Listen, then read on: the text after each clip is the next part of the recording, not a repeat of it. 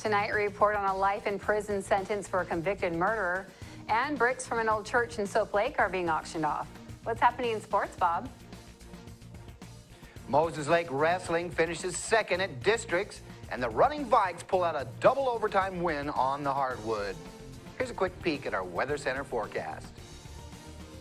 Good afternoon, everyone. We do expect dry conditions for the rest of the evening, but we do have an approaching system that's going to bring some rain out. Let you know when we'll see that rain just ahead with your extended forecast. I'm Amber Jensen. We have all this and much more on iFIBER 1 News.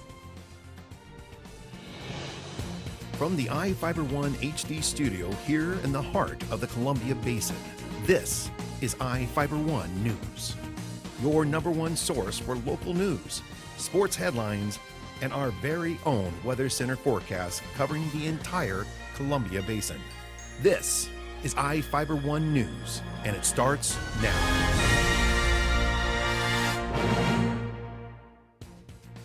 Anthony Vasquez is serving life in prison for killing Juan Garcia.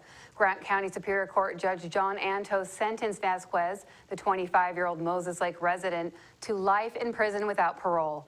A jury convicted Vasquez in November of aggravated murder in the first degree, unlawful possession of a firearm, 3 counts of drive-by shooting, and tampering with a witness. Garcia's mother said the murder has torn apart her family, and the grief left her unable to maintain a job. Vasquez shot Garcia, a 22-year-old man, in the head with a shotgun while Garcia was sitting in an SUV outside of the airport grocery mart on Patton Boulevard in 2013. A woman and child were in the SUV at the time of the murder. The Waypoint Foundation held its annual Scholastic Chess Tournament on Saturday for students of all ages throughout Grant County. Reporter Cameron Probert was there and has a story. 90 children competed for a $500 prize in the Waypoint Foundation's 10th annual chess tournament. Children between kindergarten and 12th grade from Moses Lake, Ephrata, Soap Lake, and Quincy came to the tournament. The contestants played 5 rounds of chess before the undefeated competitors played in the finals. The tournament is dedicated to Ryan Pugh, the brother of organizers Roger and Troy Pugh.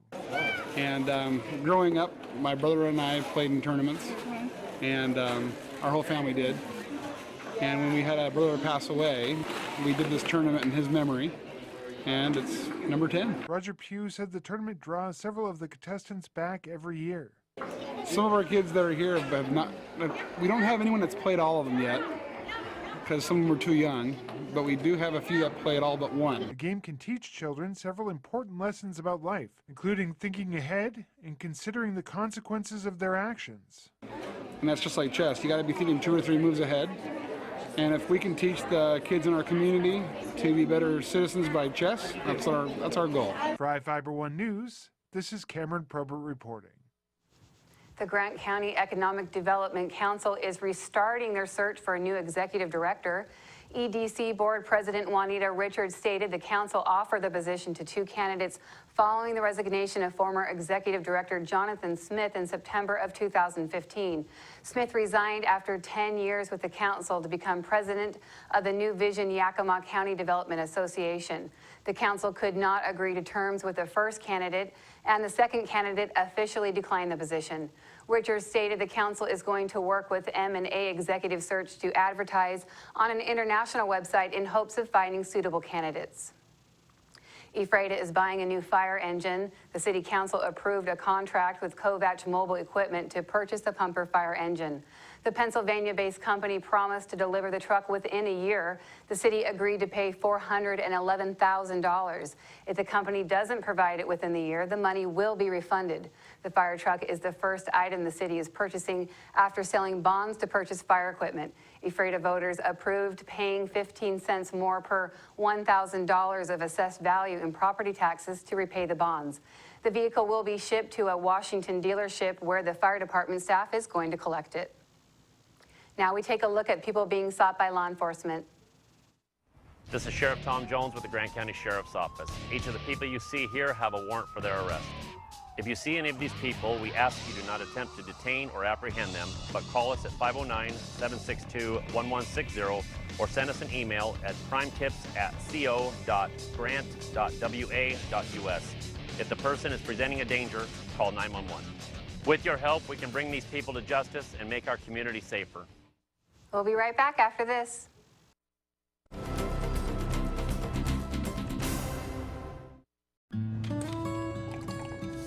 When the cold rolls in, it's time to turn on the heater and cozy up with a book. But turning up the heat can mean higher electric bills. And for some families in tough times, that could mean choosing between a warm meal or a warm house. For decades, people like you have extended a hand to help local families in need pay those winter electric bills. Share the warmth this winter to help keep your neighbor warm by giving a little when you pay your Grant PUD bill.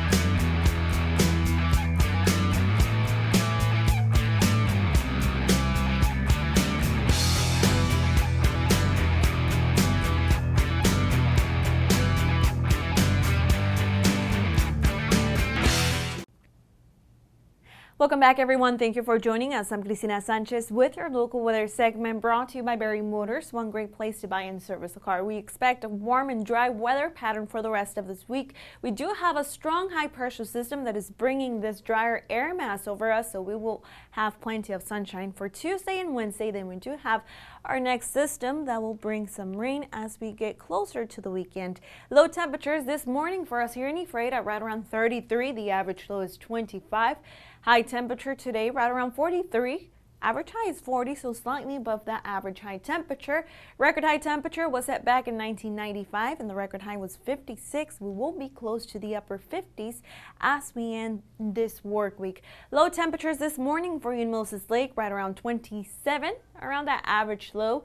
46, that's a high. Your average high is 41, and the record high was set back in 1995, and the record high for you was 53. Currently, we have those temperatures in the upper 30s. Winds coming in from the north up to 10 miles per hour with mostly clear skies. And as we go throughout the rest of the evening, dry conditions once again. Here you can see high pressure system is really in control for much of the western half of the U.S. So dry conditions for the southern plains and for the Rockies, and also for us. Here you can see throughout the night more snow will continue for northern portions of New England. They did see some snow up to 10 inches, and also some snow will continue for the Ohio Valley. Drier conditions moving in for the southeastern states, and as you can see for much of the central and western half of the U.S. will continue to stay dry through this Tuesday and Wednesday. For us, high pressure system continues in control, so this means dry air mass over us and also plenty of sunshine for all of us, and those temperatures increasing as we continue throughout the rest of the work week.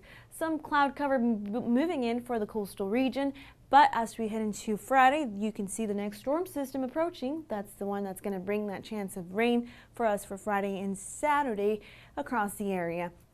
Temperatures for this Tuesday afternoon in the Yakima in the mid-50s, Seattle 64 as a high, plenty of sunshine. In the northwest, highs right around the low 40s, mostly cloudy skies, but improving conditions throughout the rest of the afternoon.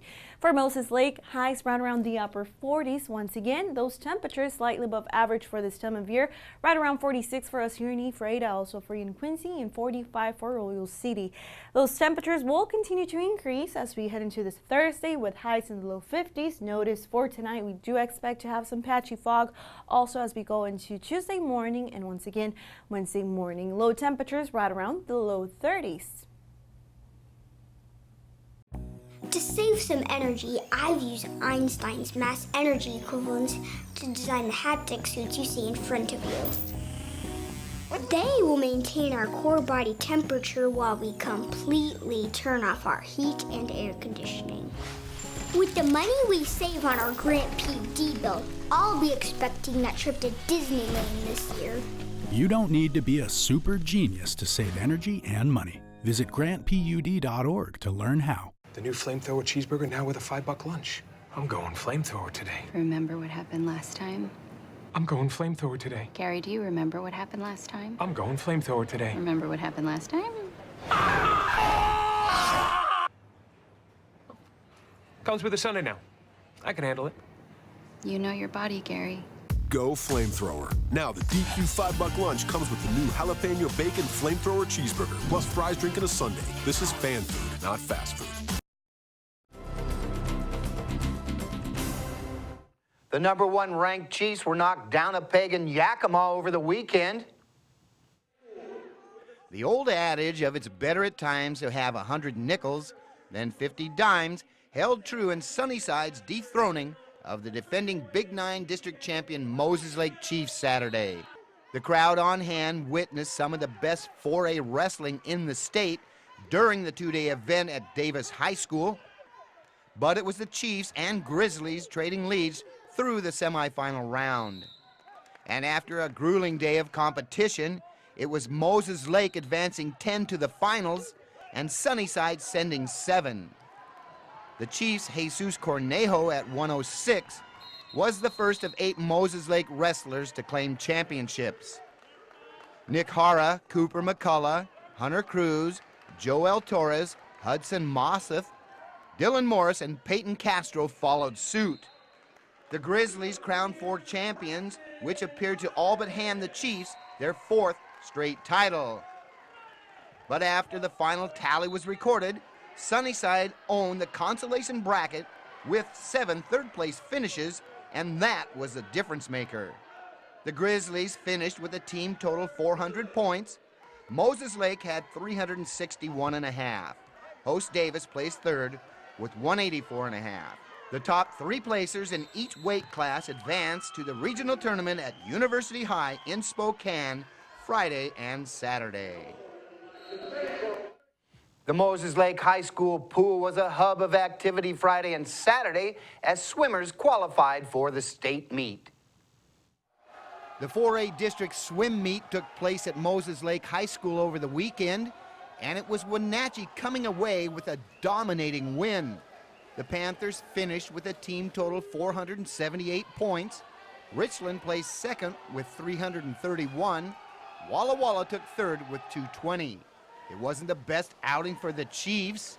Moses Lake's highest finish on the day came from Noah Heaps, who took 2nd in the 200 individual medley.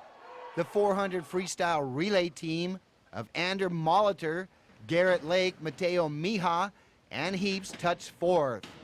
The WIAA Swim Championships get underway February 19th at the King County Aquatic Center in Federal Way. The running Vikes pulled out a 101-96 double overtime win at Yakima Saturday to move to 8-0 in East Conference play. Riker Pierce led the Big Ben attack with a game-high 29 points. Mogalado added a double-double, 26 points and 13 rebounds. J.J. Eli had 19 points. Keyshawn Liggins finished with 14. The Axe held a 44-36 lead at the break. The teams were knotted 81 all at the end of regulation. Both knocked down 11 in the first extra period. The running Vikes extended their win streak to 9 games. Big Ben hosts back-to-back games this weekend when Treasure Valley and Blue Mountain, that is, comes calling. Well, 4 players scored in double figures, led by Mackenzie Winley's 27 points, and Big Ben beat Yakima 77-71 to snap a 6-game skid. The contest was competitive throughout, with the Lady Vikings taking a slim 32-27 halftime lead. The Axe made up ground with a 44-point second half, but it was Big Ben holding on for the win to move to 2-6 in the league standings. Leilani Hansen added 18 points for the Lady Vikings. Max Shelley hit for 12. Bryn Bowers finished with 11. Well, you all know by now the Broncos shocked the football world with a win over the Panthers in Super Bowl 50. But what was even more surprising than the Carolina loss was the way Super Dabber, Mr. Look at Me Now, Cam Newton, conducted himself during the post-game interview. Instead of holding your head high in defeat and acknowledging your shortcomings at the quarterback position, 18 for 41 for 265 yards and no TDs, you chose to hoodie up, give short one-word replies to questions, and then left the interview abruptly. Some example you set for all those kids you dished out footballs to when you were winning this season, making yourself look so good. What's the message now, Cam? That it's okay to pout and be rude to all those when you lose? I'm not a Bronco fan by any means, but I am a fan of sportsmanship. Tomorrow, we'll wrap up the 2A and 2B basketball action. We'll be back after this commercial break.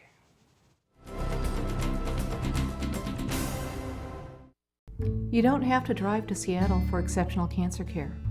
Confluence Health's cancer program delivers world-class care close to home. We have a highly experienced oncology team in a state-of-the-art facility, and we're a member of the Seattle Cancer Care Alliance, which gives our patients access to world-renowned therapies developed at Fred Hutchinson, the University of Washington Medicine, and Seattle Children's.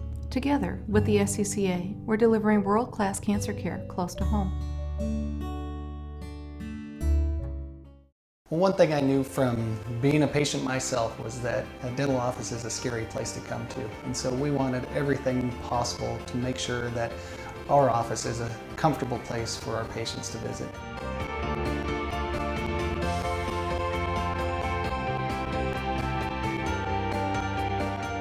The patients that I have, my clients, have made me a part of this community, and we want to give back in every way possible.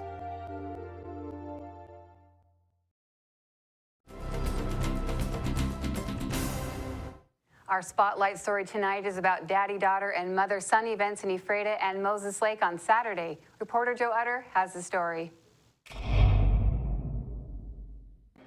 Families hit the dance floor Saturday night for the annual daddy-daughter dances in Moses Lake and Ephrata, as well as a superhero-themed fun night for mothers and sons. The Ephrata daddy-daughter dance attracted about 190 people. The city of Ephrata has organized the event for the past 9 years, and it attracts generations of families each year. At least one grandfather brought his daughter and his son, who also brought his daughter. Carrie Hoynes, the dance organizer, said some of the attendees have come to the dance since it started. This is a great event because it brings our community together and allows fathers and daughters to have a special night together and get out and dance and laugh the night away. She said the event is the largest one the city organizes. It remains successful without a lot of promotion and sells out each year about 2 weeks before the event starts. It's going along great. We've had a lot of help throughout the week decorating, a lot of family, friends, city staff helping to pull it all together. We have been on schedule, everything's going great, and we're happy to be here and having a good night. Over in Moses Lake, the whole family was invited to Moses Lake High School for the annual Daddy-Daughter Dance and a somewhat new event, the Mom and Son Fun Night. This year's theme for the Daddy-Daughter Dance was an enchanted evening and included a night of dancing, games including a limbo contest, crafts, root beer floats, and an endless amount of photo opportunities. About 500 people packed the Moses Lake Commons for the dance. Across the hallway, about 200 moms and sons enjoyed a different kind of adventure with superheroes, games, and other activities, from a climbing wall and bouncy house to an obstacle course that gave kids a chance to fight off villains with the help of some of the superhero friends. The Daddy-Daughter Dance is in its 7th year, and the Mother-Son Fun Night is in its 3rd. Organizers said having both events gives the entire family a fun night out. Both Moses Lake events were fundraisers for the Moses Lake High School Chamber Choir. Choir members dressed up as superheroes and helped organize the event, which took about 30 people to set up and about 60 to run the actual event. Funds raised from both the dance and the fun night helped pay for the choir's trip to New York City for a performance at the Lincoln Center in April, marking the group's 2nd performance in the Big Apple. Both events were hosted by the Moses Lake High School Choral Boosters, a group of choir parents who help support their children in the choir and help with fundraising. The Chamber Choir is a 48-member mixed ensemble of students and is one of the premier choirs in the state, earning top honors at festivals throughout the Northwest. This is Joe Utter for iFIBER 1 News. We'll be right back after this.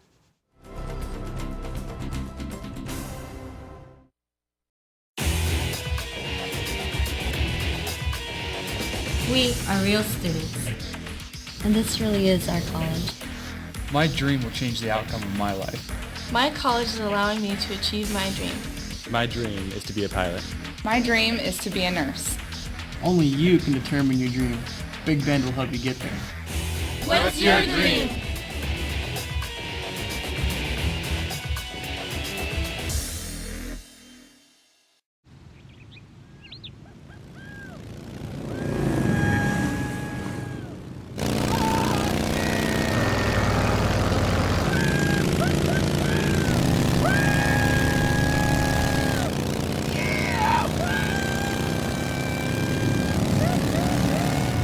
Experience speed like never before when you connect to Grant PUD's high-speed network. Visit grantpud.org to learn more.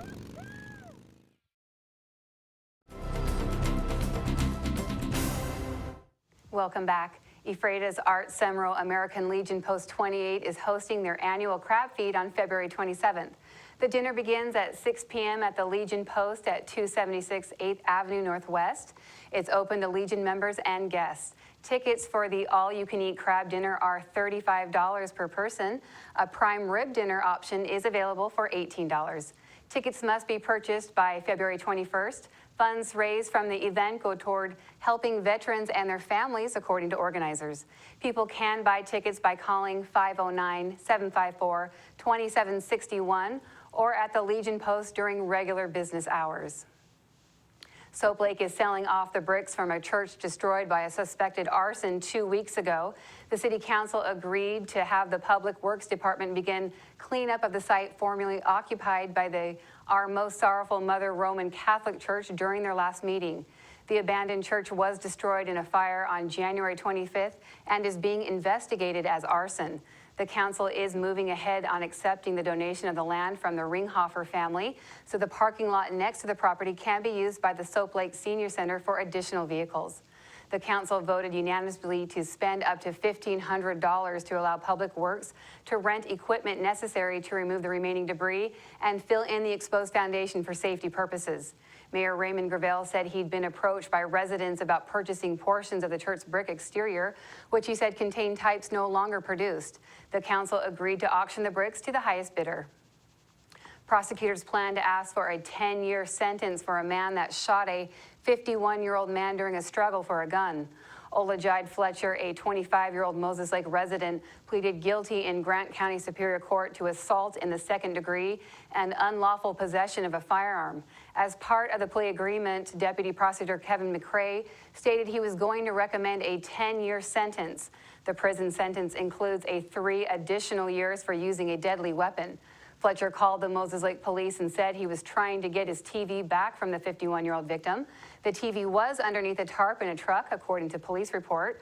The 51-year-old man pointed a gun at Fletcher. Fletcher claimed he overpowered the victim, took the gun and shot the other man several times before fleeing the Hill Avenue home with his girlfriend. The victim suffered 5 gunshot wounds to his lower extremities and was flown to an out-of-area hospital. In Northwest news, a small Oregon community is mourning the loss of a police sergeant killed serving a search warrant on Friday night. For CNN, Nora Hart has a story.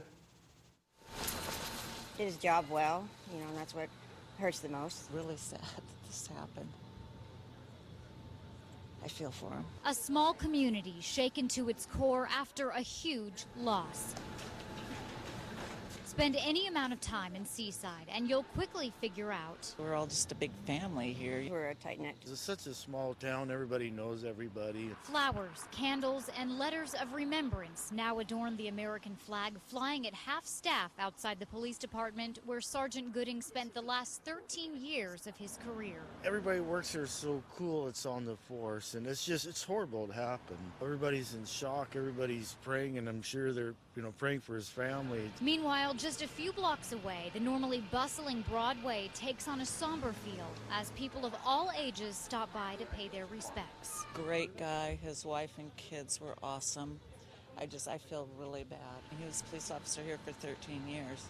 That means a lot to us. And they protect us every day. A sentiment echoed by many as the tragic news ripples through the coastal community. It's an unfortunate thing for everybody. Everybody, nobody expects this to happen, and especially right here. From what I do know, from seeing him around and, him doing his job, he did it very well. He took it very seriously, and, he protected us all. That's going to do it here for us at iFIBER 1 News. We want to thank you for watching, and we'll see you again tomorrow.